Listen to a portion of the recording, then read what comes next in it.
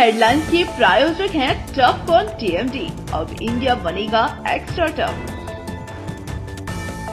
Electronics item, dam roof furniture, आकर्षक fancy lights पर धमाकेदार ऑफर के लिए जल्दी पहुंचे प्रदीप सेल्स, मकतपुर रोड, गिरिडीह।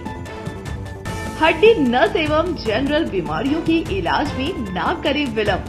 पहुंचे पार्वती हॉस्पिटल, पता कॉलेज मोड़ के निकट, रेलवे ओवरब्रिज के पूर्व की ओर, सीहोडी, गिरिडीह। पिछले 100 वर्षों से आपके भरोसे का साथी काजिम अली हार्डवेयर, सोमानी के एक्सक्लूसिव शोरूम के साथ सभी प्रकार की टाइल्स, मार्बल, ग्रेनाइट और सैनिटरी आइटम विक्रेता। पता करबला मैदान के सामने, बरवाडी, गिरिडीह। अनीता इलेक्ट्रिक स्टोर लेकर आए हैं ऑफर ही ऑफर। खरीदारी के लिए आज ही पहुंचे। पता बाभन टोली मोड़, गिरिडीह।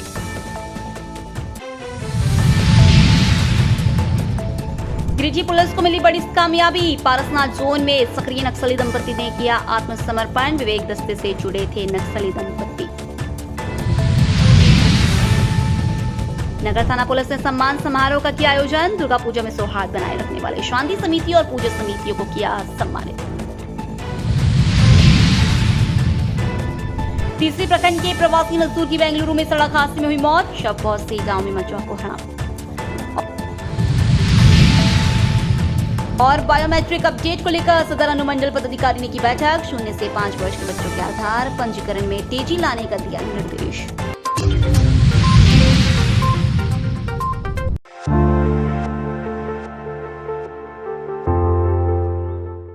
नक्सल उन्मूलन अभियान के तहत गिरिडीह पुलिस को बड़ी कामयाबी मिली है। पारसनाथ जोन में सक्रिय 2 नक्सली शिवलाल हेम्ब्रिम उर्फ शिवा और उसकी पत्नी सरिता हासंदा उर्फ उर्मिला ने पुलिस के समक्ष आत्मसमर्पण कर मुख्य धारा में वापसी की है।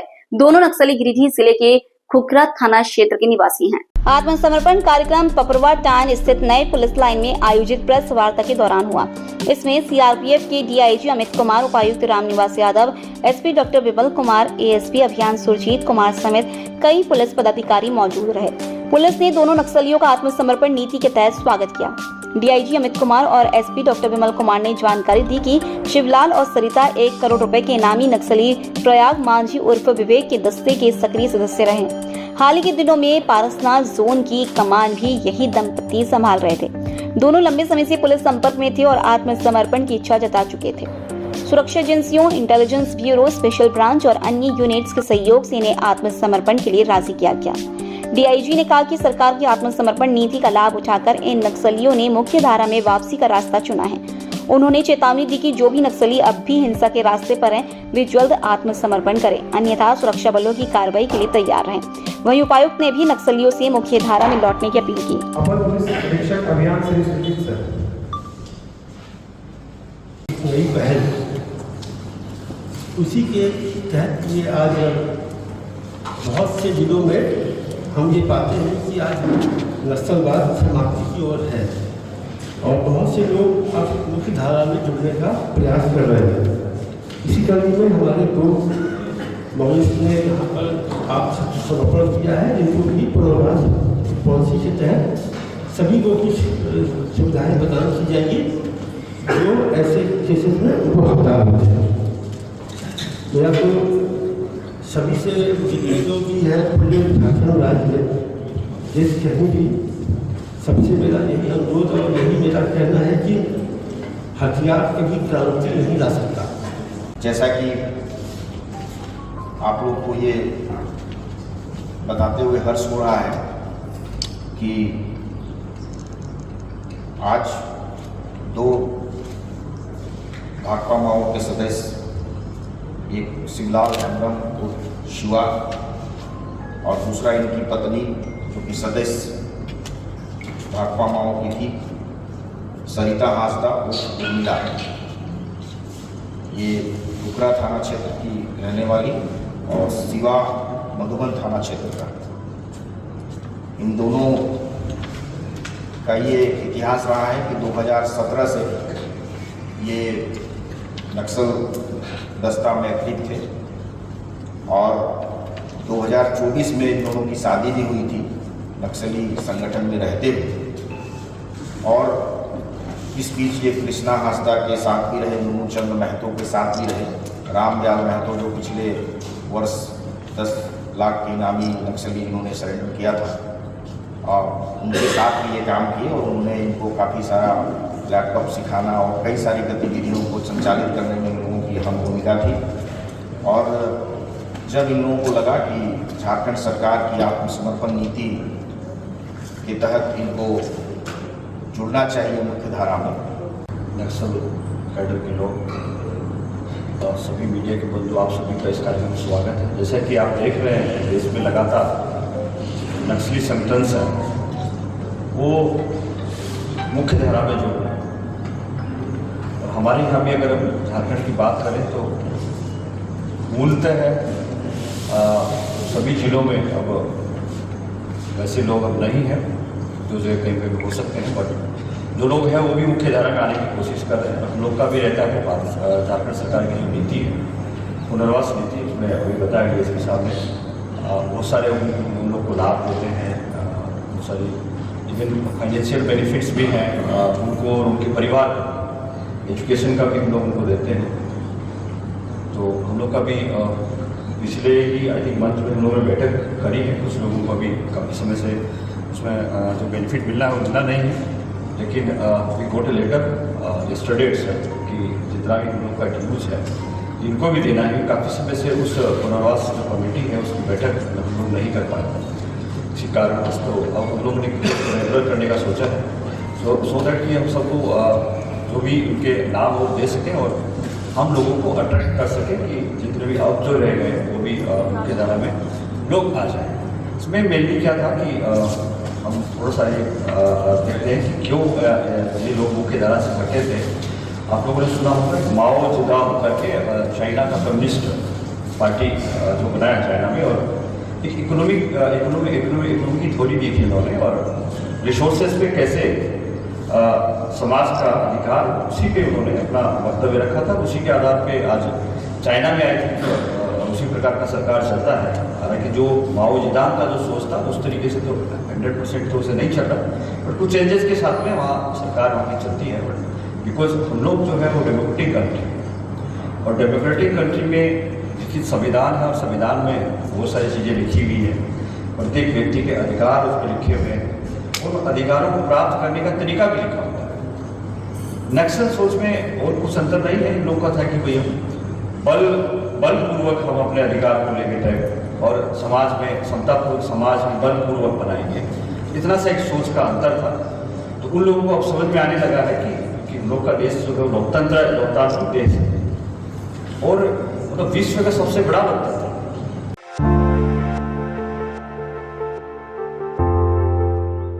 दुर्गा पूजा के दौरान शहर में शांति और सौहार्द का माहौल बनाए रखने में महत्वपूर्ण भूमिका निभाने वाले शांति समिति और पूजा समिति के सदस्यों को गिरिडीह नगर थाना पुलिस ने सम्मानित किया। नगर थाना प्रांगण में आयोजित सम्मान समारोह में पुलिस अधिकारियों ने सभी सदस्यों को शॉल ओढ़ाकर और गुलाब का फूल भेंटकर सम्मानित किया गया। कार्यक्रम की अध्यक्षता डीएसपी नीरज कुमार सिंह ने की। उन्होंने कहा कि दुर्गा पूजा जैसे बड़े पर्व पर समाज के सभी वर्गों की भागीदारी बेहद सराहनीय रही है।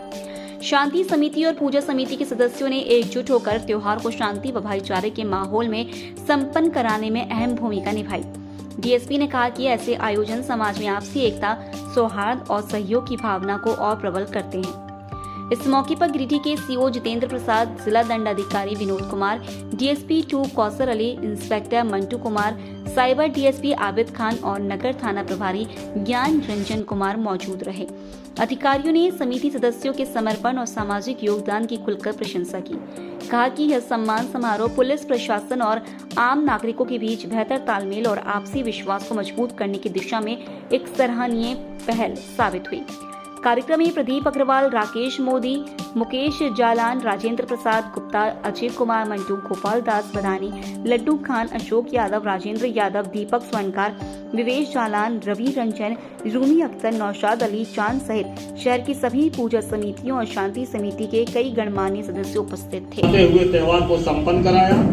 मुझे यकीन है पुलिस प्रशासन वैसे असामाजिक तत्वों पर अंकुश लगा सके। तरीके से सम्मान समारोह और आभार समारोह रखा गया है। भविष्य में इसी तरह का सम्मान और इससे भव्य सम्मान समारोह रखा जाएगा। एसपी साहब, जिला प्रशासन आगे निकल जाती है। जैसे हम लोग याद है कि भाई डोडे से जो वीडियो थे इलेक्शन के समय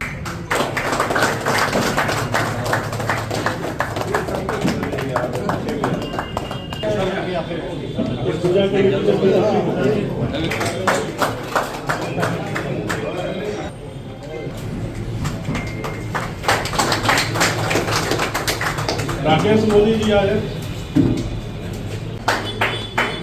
जलान जाते हैं। सुरा सुंदरी से सुरा सुंदरी सर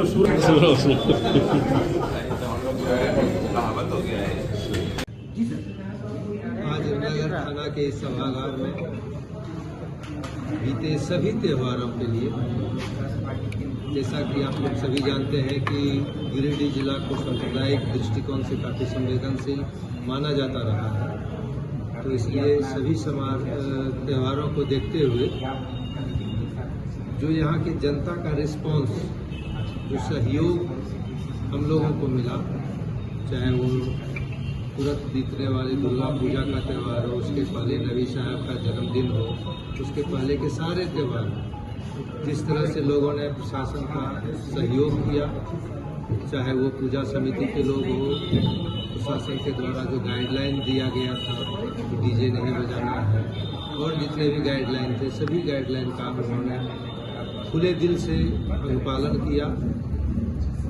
इससे हम लोगों के प्रति, खास करके जो शांति समिति के सदस्य हैं, हमारे पुलिस अधीक्षक महोदय द्वारा उनका एक ब्रेन चाइल्ड पुलिस मित्र, उनके सदस्यों के द्वारा या पूजा समिति के लोगों के द्वारा जो भी, और यहाँ के जो सिविल सोसाइटी के लोग हैं, इन लोगों के द्वारा जो भी सहयोग और मदद मिला प्रशासन के शांतिपूर्ण समापन में, पूजा के समापन में, इसके लिए एक सम्मान समारोह रखा गया।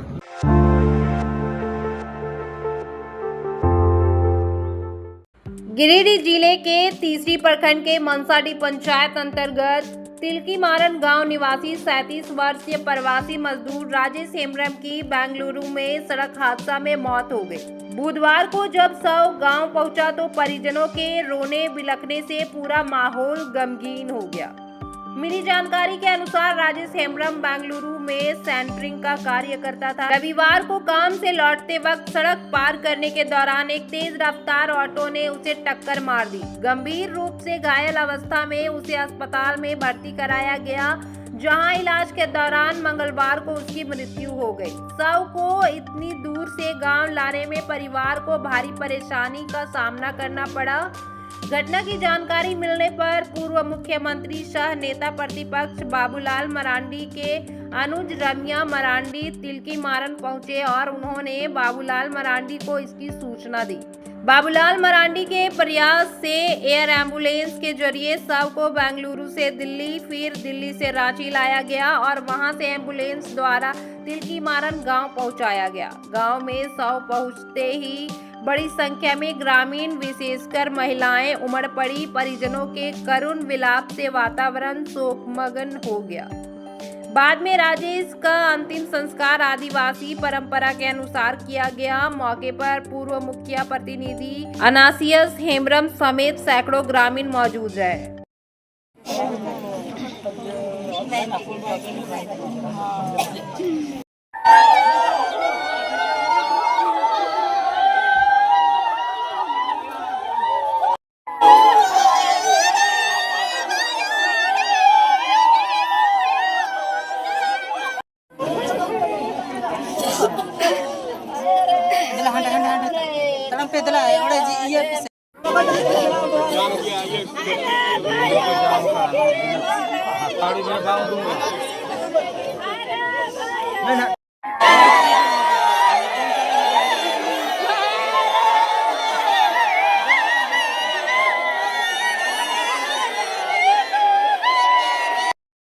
लड़का था, कहने से ड्रिंक करने के लिए गया होगा, उधर से लौट रहा था, उसी समय से ऑटो से उनको धक्का दे दिया, धक्का मार दिया। हाँ, धक्का मारा तो से गिरा, से खून उनका माथा से निकला नहीं, जिसके चलते खून जाम गया, हो गया होश, ये रहा, होश नहीं होगा।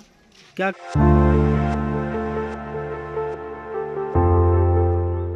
भारतीय जनता पार्टी के पूर्व जिलाध्यक्ष अशोक गुप्ता के निधन पर बुधवार सुबह धरियाजी स्थित उनके आवास पर श्रद्धांजलि सभा का आयोजन किया गया। इस दौरान पार्टी नेताओं, कार्यकर्ताओं और स्थानीय लोगों ने उन्हें भावभीनी श्रद्धांजलि अर्पित की। इस दौरान नवयुवक संघ समिति धरियाजी की ओर से दिवंगत नेता को पगड़ी पहनाकर और भाजपा का झंडा ओढ़ाकर पार्टी सम्मान दिया गया। इसके बाद पार्थिव शरीर को अंतिम यात्रा के लिए रवाना किया गया। बताया गया कि अशोक गुप्ता लंबे समय से बीमार थे और अपने आवास पर ही उन्होंने अंतिम सांस ली। श्रद्धांजलि सभा में अग्रवाल समाज सहित बड़ी संख्या में भाजपा कार्यकर्ता और समाज सेवी उपस्थित थे। सभी ने उनके योगदान को याद करते हुए कहा कि अशोक गुप्ता ने जीवन भर भारतीय जनता पार्टी को समर्पित कर संगठन को मजबूत करने में अहम भूमिका निभाई।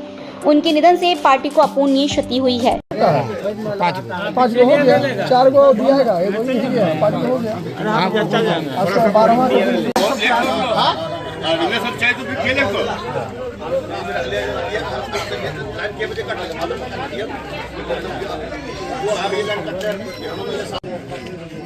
जी जगह रखिए तो वहाँ पे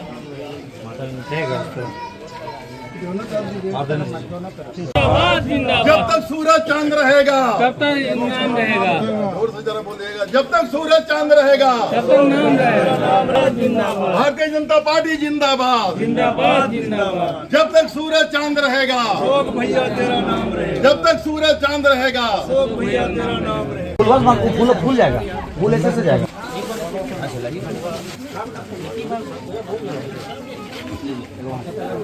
बस भैया तो मोदी कर दिया। फूलवा एक काम कीजिए,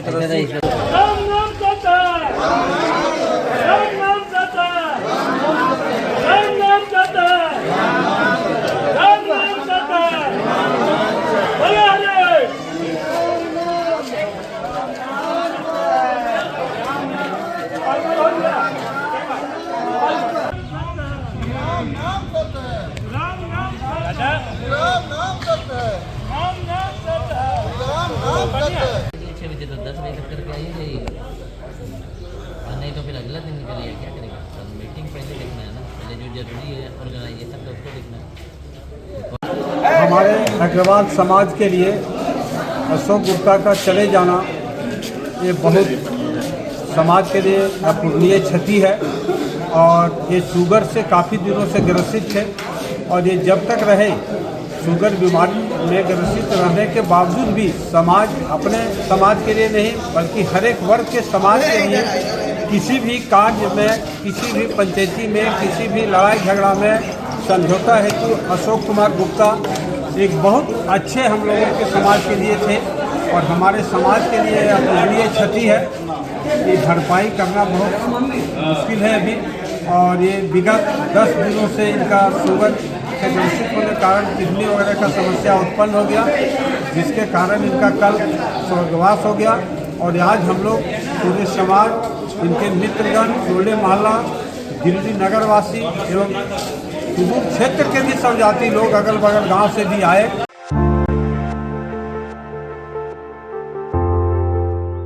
सदर अनुमंडल पदाधिकारी की अध्यक्षता में जिला स्तरीय आधार निगरानी समिति की बैठक आयोजित हुई। बैठक में सुदूर क्षेत्रों में आधार पंजीकरण एवं अद्यतन केंद्रों की आवश्यकता का आकलन करते हुए वहां आधार केंद्र उपलब्ध कराने का निर्देश दिया गया। अनुमंडल पदाधिकारी श्रीकांत यशवंत विस्पुते ने 0 से 5 वर्ष के बच्चों के आधार पंजीकरण में तेजी लाने के साथ ही आधार में मोबाइल नंबर जोड़ने को आवश्यक बताया। उन्होंने निर्देश दिया कि सभी बीआरसी मशीनें पूरी तरह क्रियाशील रहे और 5 व 15 वर्ष के बच्चों का अनिवार्य बायोमेट्रिक अपडेट शीघ्र कराए। जिला समाज कल्याण विभाग को इंडिया पोस्ट पेमेंट बैंक के सहयोग से आंगनबाड़ी केंद्रों में पंजीकृत बच्चों का आधार पंजीकरण कराने को कहा गया।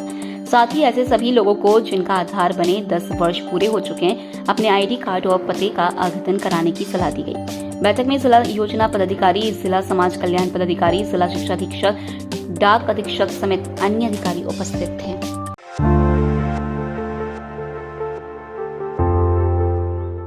गावा थाना क्षेत्र के साग के पास मंगलवार की सुबह एक दर्दनाक सड़क हादसा हुआ, जिसमें बुलेरो और बाइक की जोरदार टक्कर में एक युवक की जान चली गई। हादसे में बाइक सवार तीसरी प्रखंड के गड़कुरा गांव निवासी सिकंदर राय गंभीर रूप से घायल हो गया था। स्थानीय लोगों की मदद से उसे तुरंत अस्पताल पहुंचाया गया, जहां इलाज के दौरान बुधवार को उसकी मौत हो गई। घटना की खबर मिलते ही परिजनों में कोहराम मच गया और पूरे गांव का माहौल शोकाकुल हो गया। परिजनों ने बताया कि सिकंदर राय अपने किसी जरूरी काम से बाइक पर सवार होकर निकला था, तभी साग के पास सामने से आ रही बुलेरो ने टक्कर मार दी। पुलिस ने घटना की जानकारी मिलते ही वाहन को जब्त कर लिया है और मामले की जांच शुरू कर दी गई है।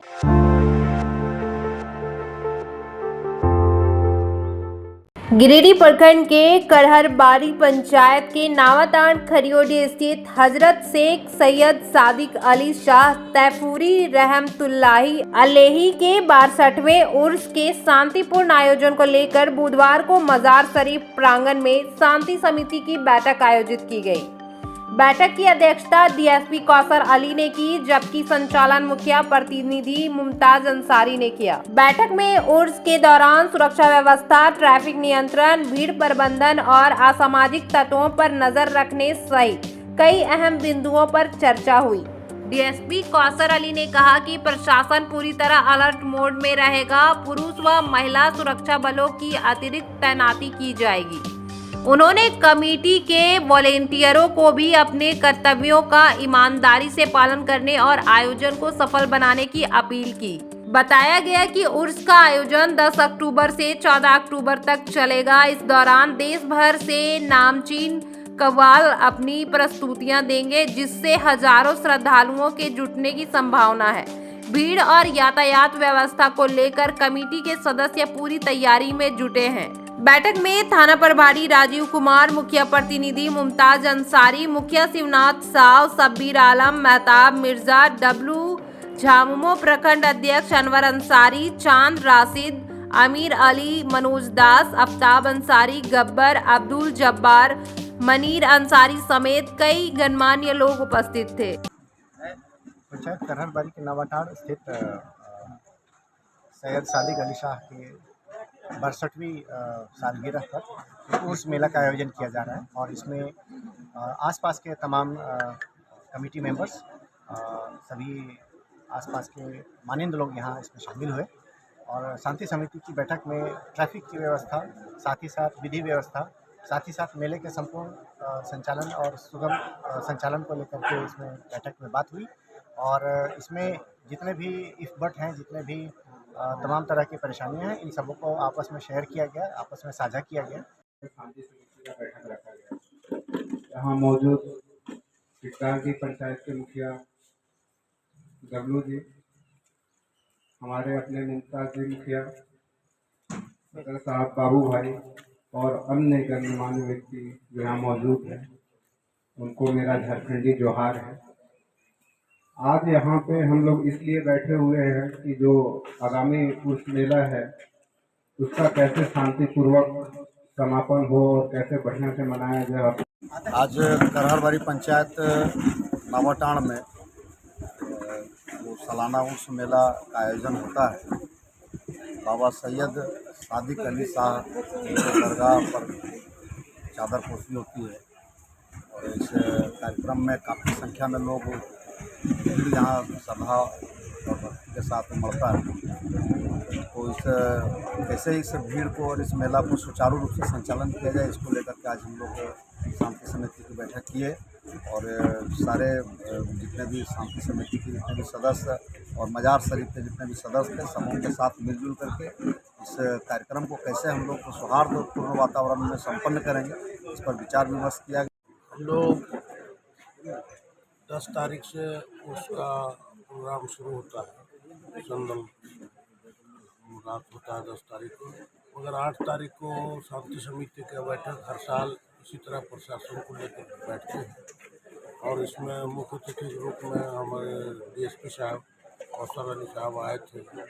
चंबा थाना प्रभारी राजू बाबू भी आए और हम लोगों ने प्रशासन से भी डिमांड की कि हम लोगों को सहयोग चाहिए। उधर से कुछ रोड का समस्या है, कुछ ट्रैफिक का समस्या है, ये सब आप लोग मैनेज करके हम लोगों को कोर्स में मदद करें, और उन लोगों ने भी आश्वासन दिया। मजार के प्रांगण में शांति समिति की बैठक हुई। इस शांति समिति की बैठक इस इलाके के, चाहे महसरूंडी पंचायत के हो, चाहे तेलोडी पंचायत के हो, चाहे सिगदारी पंचायत के हो या करहबारी पंचायत के, सभी पंचायत के तमाम गांव के लोग, हिंदू मुस्लिम सिख ईसाई, आपस में भाई भाई वो एकता का पैगाम दिए इस शांति समिति में।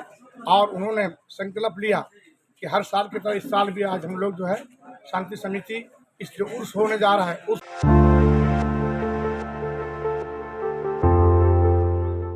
गिरिडीह के मुफस्सिल थाना क्षेत्र के जड़वाल में ऑल इंडिया फॉरवर्ड ब्लॉक की अगुवाई में ग्रामीणों ने सरकारी जमीन पर अवैध घेराबंदी कर रास्ता बंद करने के विरोध में बैठक की।